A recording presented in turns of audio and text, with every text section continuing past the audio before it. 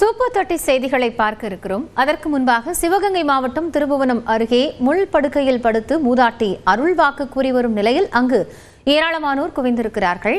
தகவல்களை செய்தியாளர் சிதம்பரத்திடம் கேட்கலாம். சிதம்பரம், இப்போ இந்த அருள்வாக்கு குறித்த கூடுதல் விவரம் என்ன?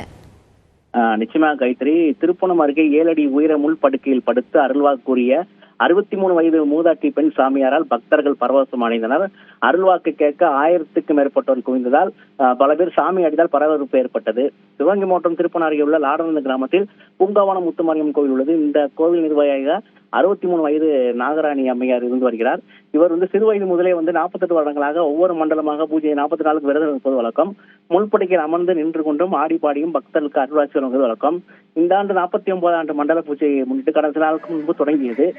விழாவையொட்டி நேற்று 108 சங்காபிஸ் நடைபெற்ற நிலையில் இதனையடுத்து இன்று நாகராணி அம்மையார் இன்று மதியம் முள்படுக்கையிலிருந்து அருள்வாட்சி வழங்குவதற்காக கோயில் முன்பு உள்ள திடலில் உள்ள உடை முள், இலந்தை முள், கற்றாழை முள் உள்ள பல்வேறு முள்களால் 7 அடி உயரத்துக்கு முள்படுக்கை அமைக்கப்பட்டிருந்தது.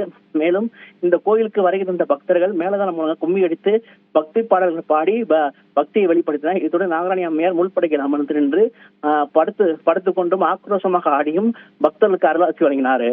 காயத்ரி, நன்றி சிதம்பரம் விவரங்களுக்காக.